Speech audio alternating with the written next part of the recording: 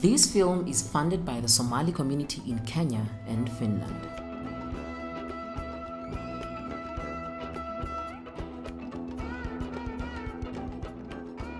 Between 1991 and 2011, donor aid to Somalia amounted to $55.3 billion, according to the Center for American Progress. Since then, billions of dollars have been spent annually in Somalia. Yet the donor community and Somali authorities fail to adequately account for these public resources.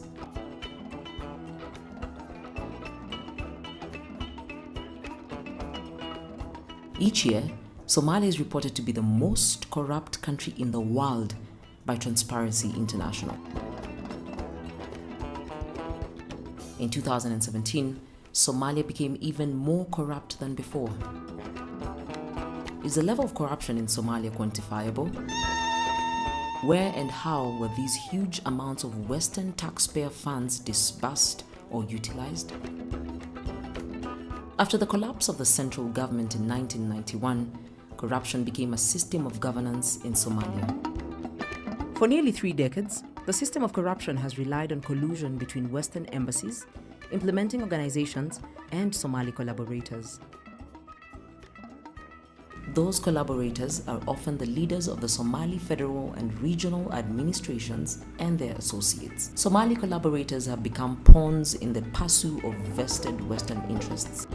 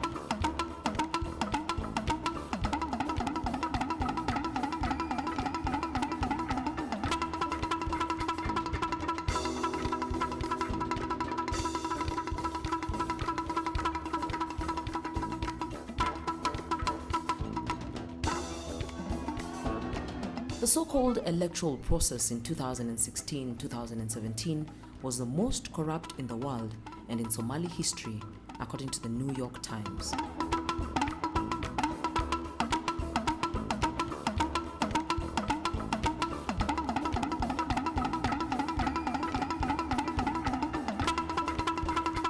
Members of governing institutions in Somalia paid record sums of money for their positions in the executive and both houses of the legislature. The cost of buying the election was equivalent to the annual national budget in years between 2009 and 2012. The cost of running the election was a fraction of the cost of buying it.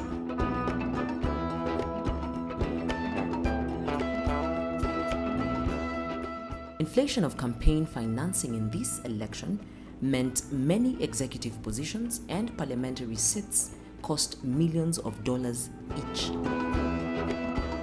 According to the official budget, the Somali government contribution to running the election was less than the cost of many of the individual seats in parliament. In fact, the Somali government contributed no funds to the running of the election. Donors, overwhelmed by the scale of electoral corruption, threatened sanctions. The unconvincing bluff led to no concrete action.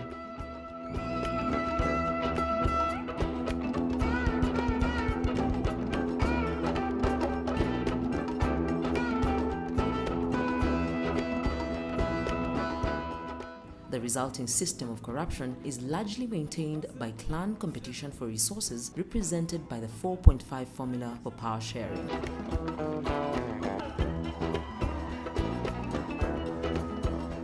The system of corruption at the center has been replicated in regional member states as part of balkanization of the country. Each of these regional states has a president, a parliament, and an army.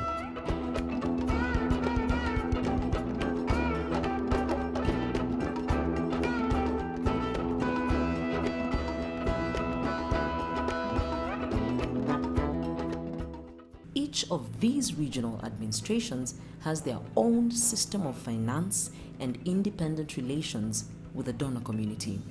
These regional presidents fail to address resource sharing with their constituents.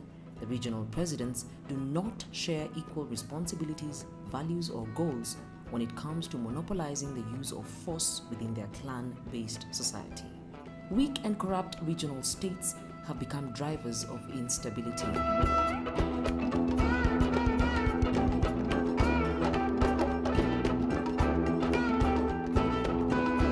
Meanwhile, the fact remains that the federal government of Somalia does not have a monopoly on the use of force within its borders.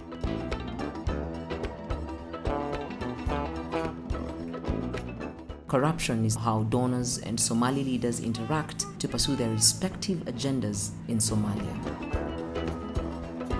Corruption at the Somali donor interface fuels instability and triggers migration to Western countries.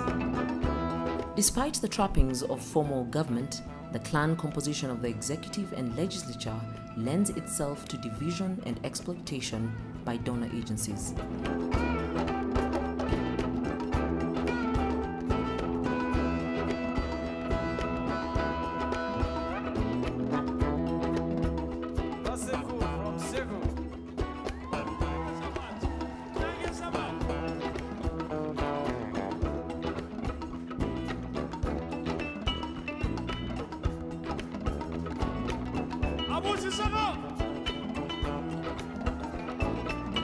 Positions in the legislature are distributed according to the 4.5 clan formula.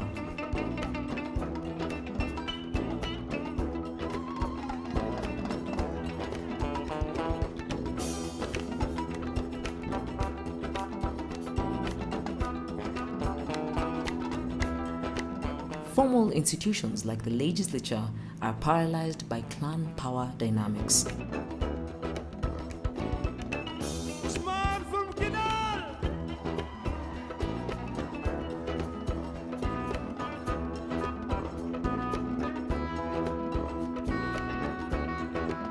Somali collaborators play their part in manipulating clan relations for donor interests.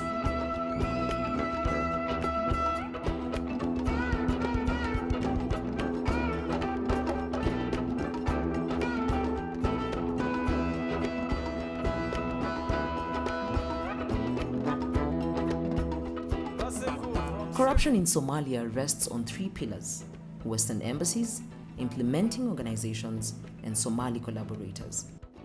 The main diversion of Western taxpayers' funds has gone through the Somali humanitarian and security sectors. Meanwhile, nearly a decade of efforts at public financial management have resulted in higher than ever levels of corruption in Somalia. Despite the Somali financial performance, the IMF and the World Bank push for rapid debt relief for Somali officials to access even larger sums of Western taxpayers' funds.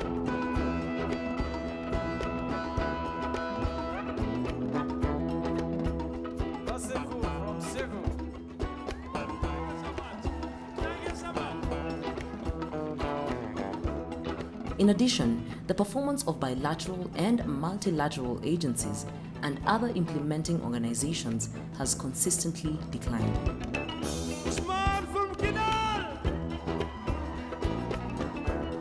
The Al-Qaeda affiliated Al-Shabaab terrorist organization has been a key beneficiary for more than a decade.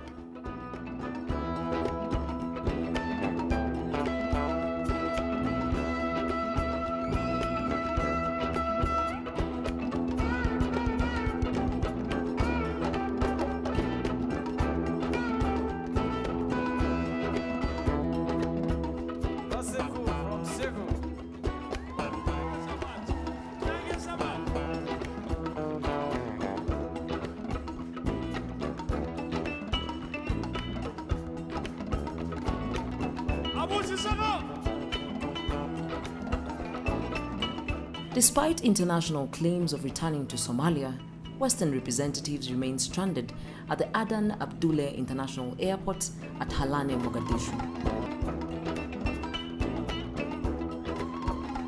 In January 2018, the international community launched its greatest humanitarian appeal ever in Somalia, $1.6 billion for 5.4 million Somalis. Meanwhile, the Somali capital Mogadishu experienced its worst attack ever in October 2017 with over 600 civilian casualties. Both Al-Shabaab and now ISIS are on the ascendancy in Somalia. With a country run literally by 7 presidents, all with independent administrations, troops and weaponry, separately funded by Western donors, shouldn't it be possible to combat terrorism?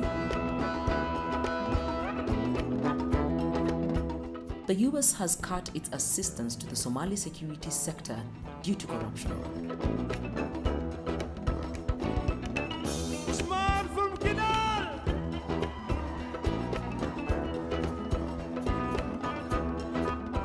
If the US did not know where its taxpayers' money was going in the Somali security sector, how can the EU and UK know where its taxpayers' money is going?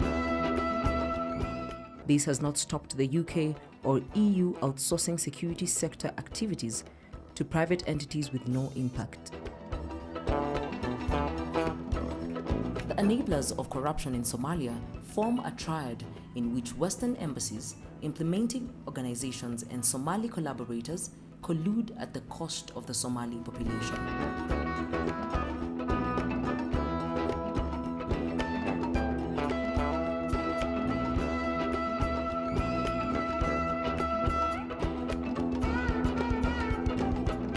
Western embassies have no political will to confront corruption in Somalia.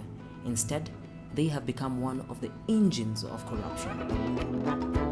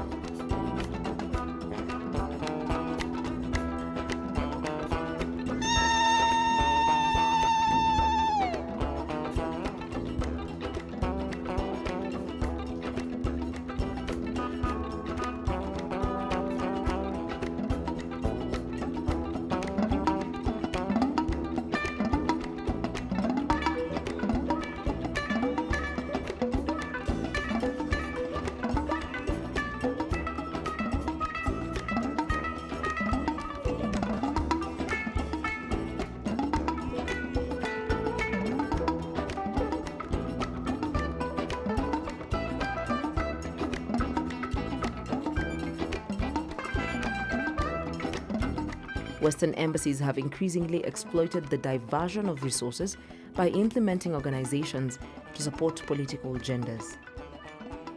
Implementing organizations serve as the vehicle for the diversion of resources to benefit the networks of vested interests.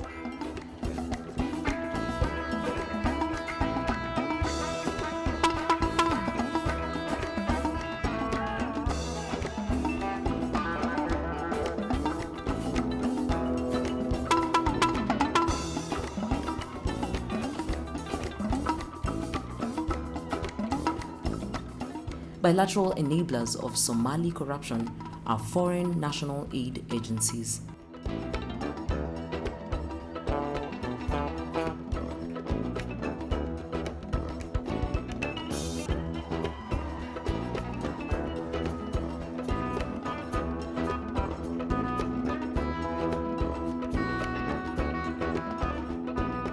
Multilateral enablers of Somali corruption are international officials.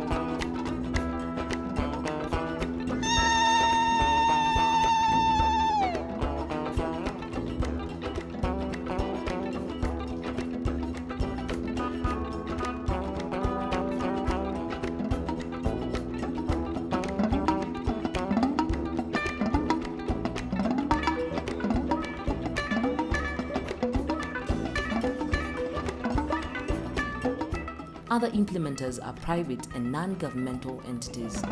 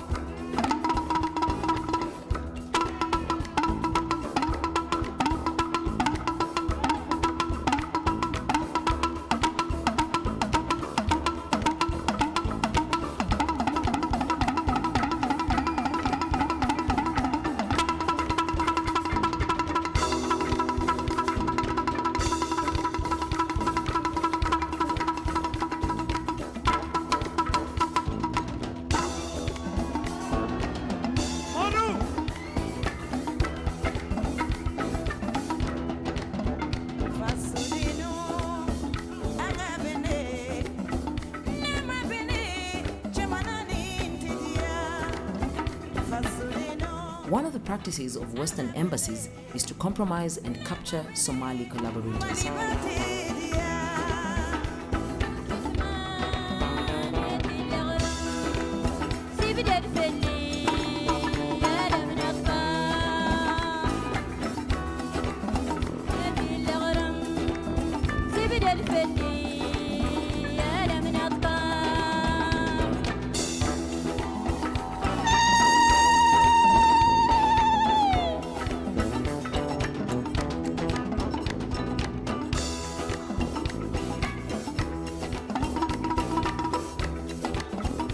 Security, humanitarian, and development conditions in Somalia are worse than they have ever been. Yet, the following Western representatives have all been rewarded for their failures. Former EU head of delegation to Somalia, Mikel Sharvone Durso, has been rewarded with the EU ambassadorship to the Kingdom of Saudi Arabia, as well as Kuwait, Oman, Bahrain, and Qatar. Former UK ambassador to Somalia, Neil Wigan, was rewarded with the Office of the Order of the British Empire and Director for Africa at the Foreign and Commonwealth Office. Former UK ambassador to Somalia, Harriet Matthews, was rewarded with a Companion of the Order of St. Michael and St. George. Former UNSRSG in Somalia, Nicholas Kay, was rewarded with the Knight Commander of the Order of St. Michael and St. George and the ambassadorship to Afghanistan.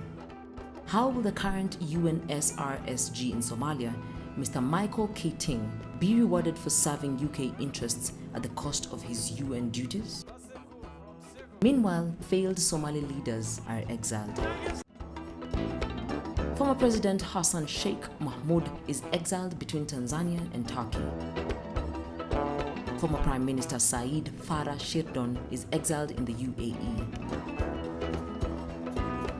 Former Prime Minister Abdiweli Sheikh Ahmed is exiled between Egypt and Kenya.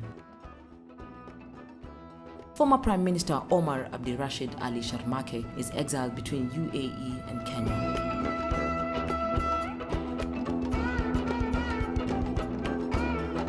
Seeking accountability for Western taxpayers' funds in Somalia is met with extreme hostility from donor representatives and their Somali collaborators.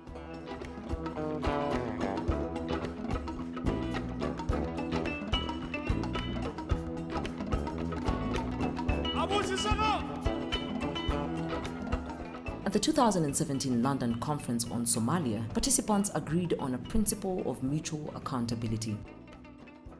Within a few months, the principle of mutual accountability failed its first test. Western donors could not tolerate the Federal Parliament of Somalia questioning its aid disbursements in the country. Specifically, when the UK and the EU established a security sector payroll reform project, mutual accountability quickly gave way to cover-up.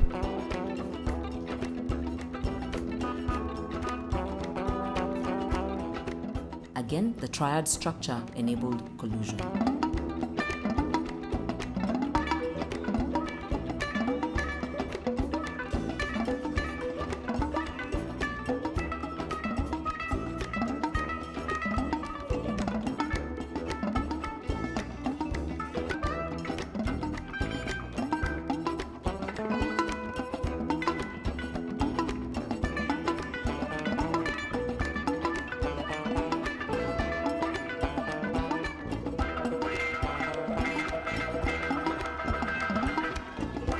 In the triad structure, the SSPR project was proposed by the implementing organization Abriant.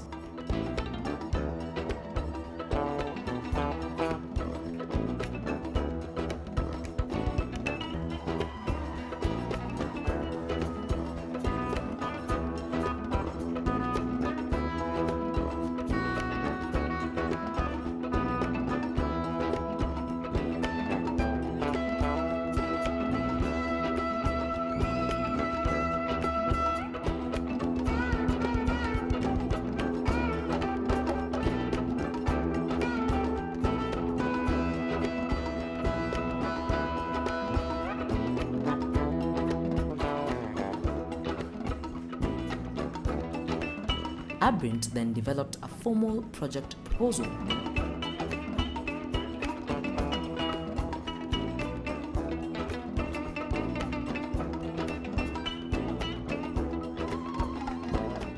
Abrint proposed to undertake actual reform of the Somali security sector payroll.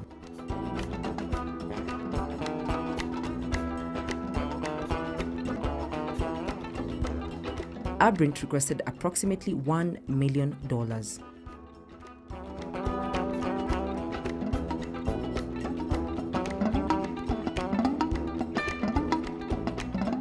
In the triad structure, the Somali collaborator Hothan Osman, advisor of the Ministry of Finance, played her role to convince donors to support the Abrint proposal. In particular, Hothan Osman tried to broker donor engagement with Abrint as the implementer of the project.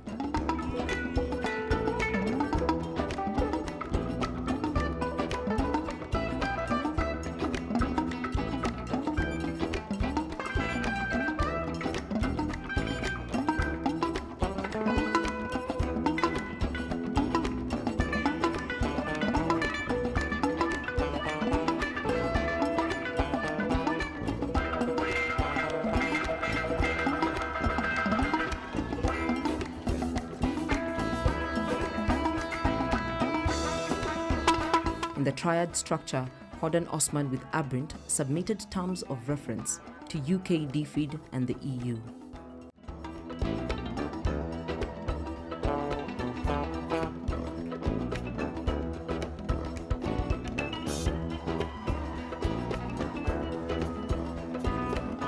The terms of reference detailed deliverables that included reform of the Somali security sector payroll system.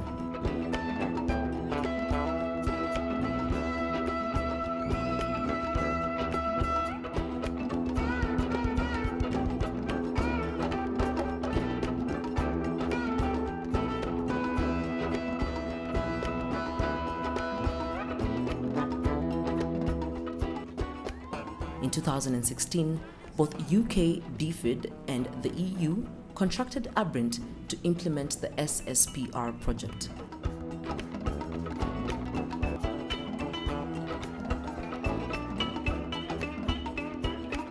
UK, DFID and the EU paid Abrint upward of $1 million.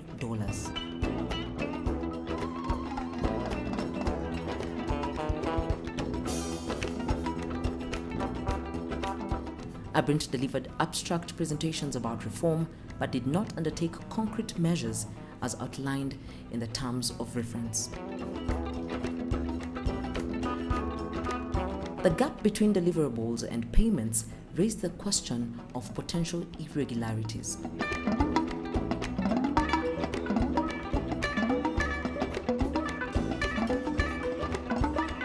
Honorable Dr. Abdi Ali Hassan, member of Budget and Finance Committee. The Somali Parliament initiated a review of the SSPR project. The Parliament appointed Fartag Research to undertake the review.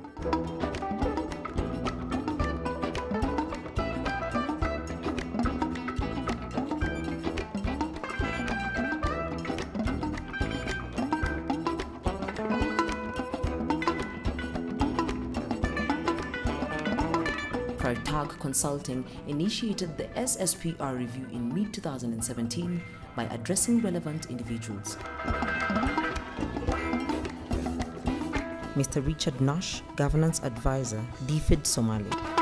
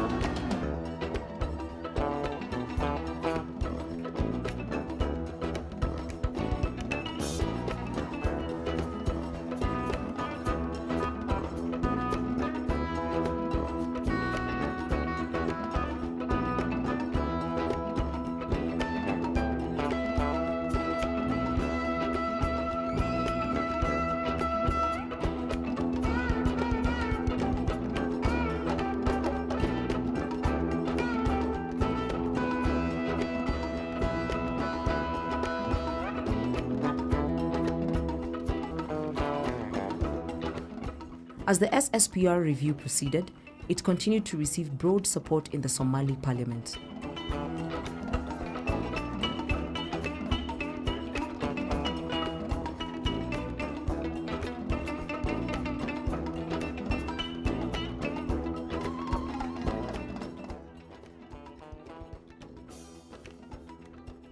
The Defense Committee of the Somali Parliament established a special task force of the Federal Parliament of Somalia in support of the SSPR review.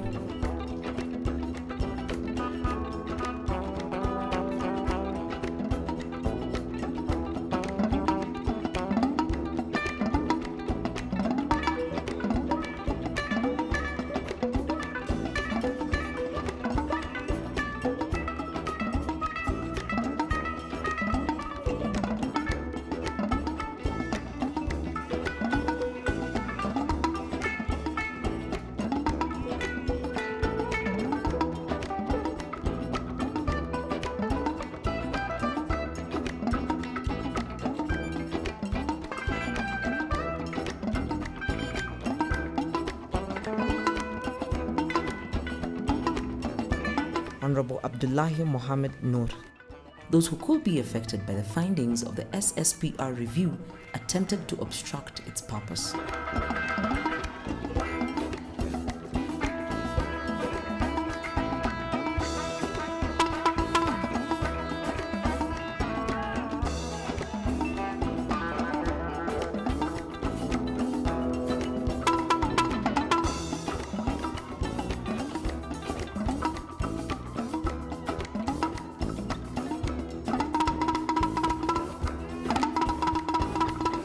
The Parliament persevered with the review.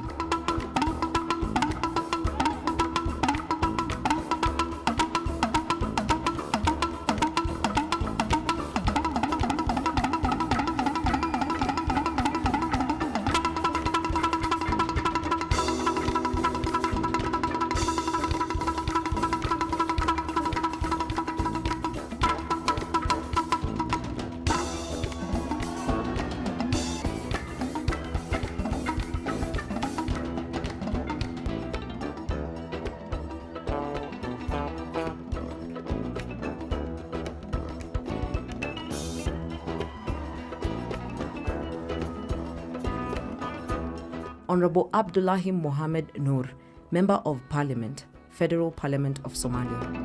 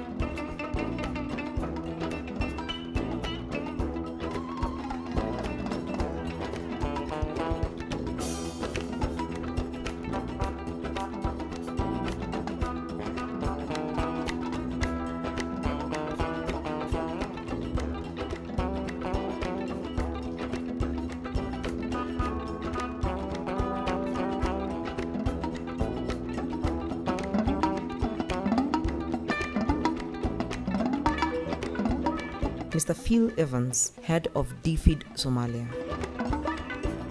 The UK government refused to cooperate with the Somali parliamentary review.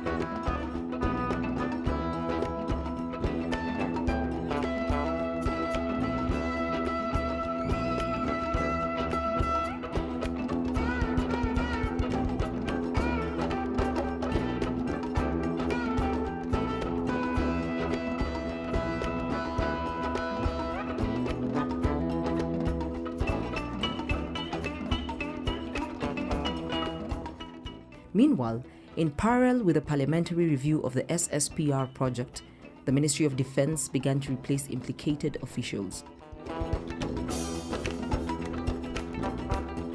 Despite the refusal of the UK government to cooperate, the Parliament continued with the SSPR review. Mr. Abadir Mohammed Ahmed, Ministry of Defense.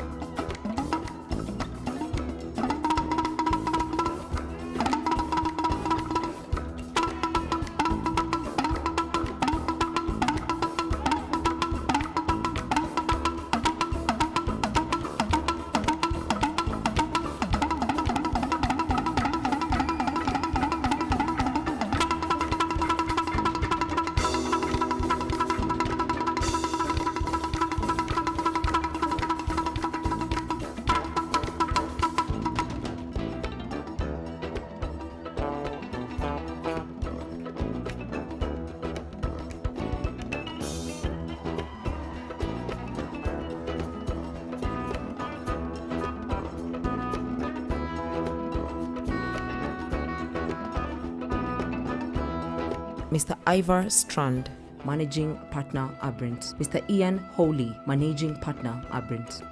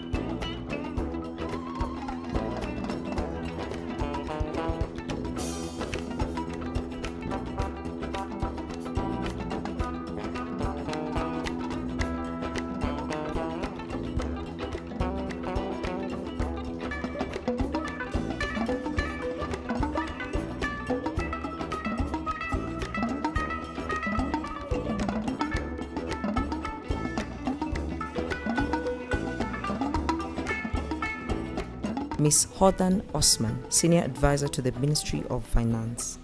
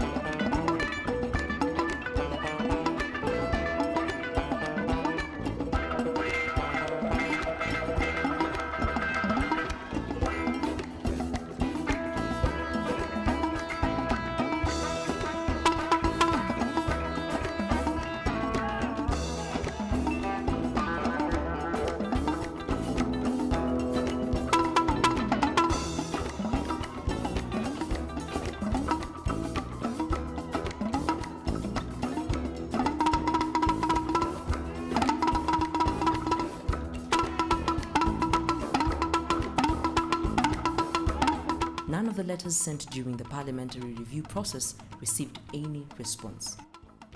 Honorable Ali Abdi Osman, Chair of Budget and Finance Committee.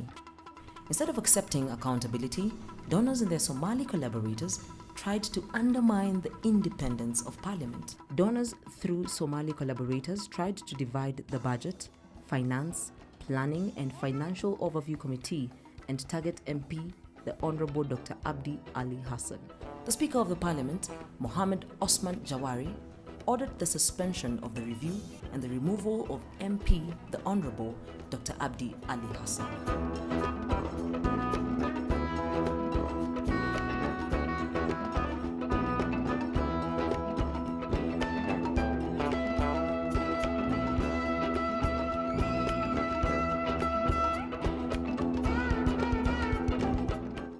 Honorable Mohammed Sheikh Osman Jawari, Speaker of the House of the People of Somalia. In violation of the rules of procedure, the Speaker obstructed the normal activities of a parliamentary committee.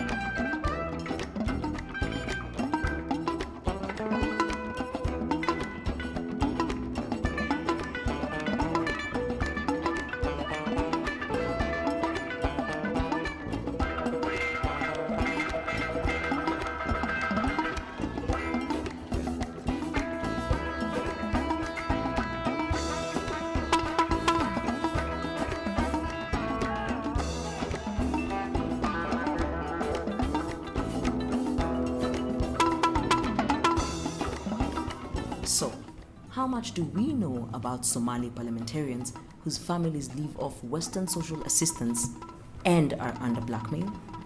How many decisions made in the parliament are influenced by the West? Nicole Martini, Governance Advisor, DFID Somalia. UK DFID's Governance Advisor, Nicole Martini, the successor of Richard Nash, continued to advocate for Abrint to conduct a second phase of the SSPR project. The second phase would follow the failure of the first phase.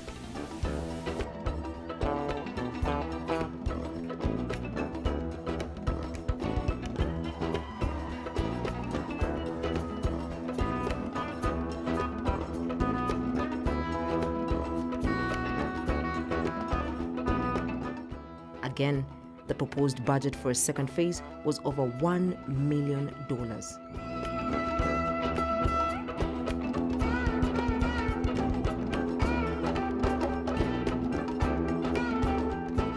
Honorable Abdi Rashid Abdullahi Mohammed, Defense Minister.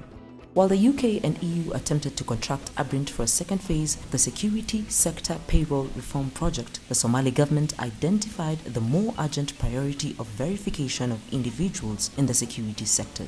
Aware of the failure of the security sector payroll reform project, the Somali Minister of Defense, Rashid Abdullahi Mohammed, requested assistance from the UK for verification.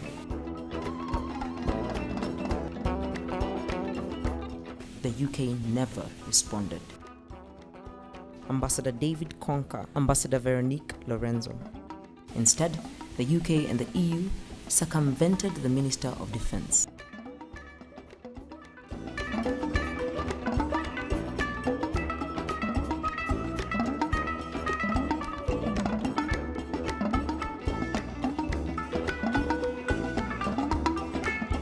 The UK and EU sent a threatening letter to the Somali president to overcome Somali government opposition to the security sector payroll reform project.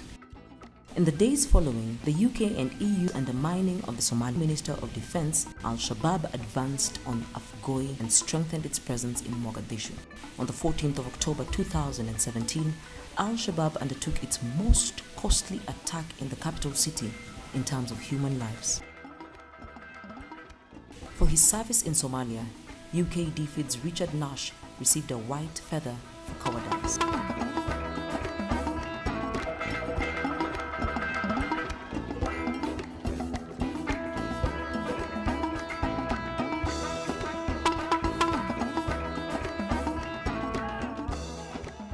With the demise of central government in 1991, the country has been faced up with progressive clan balkanization.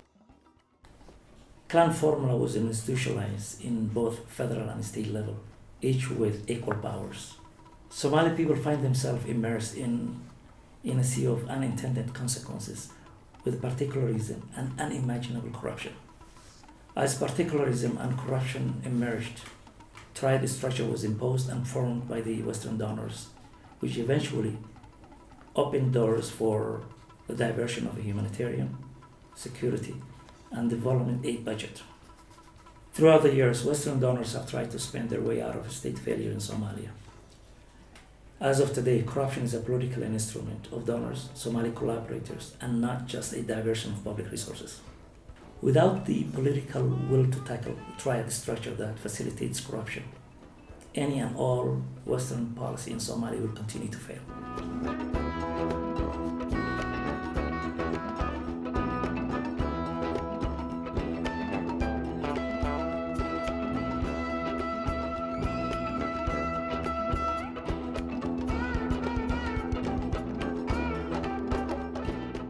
The Western enterprise in Somalia has become a senseless white elephant.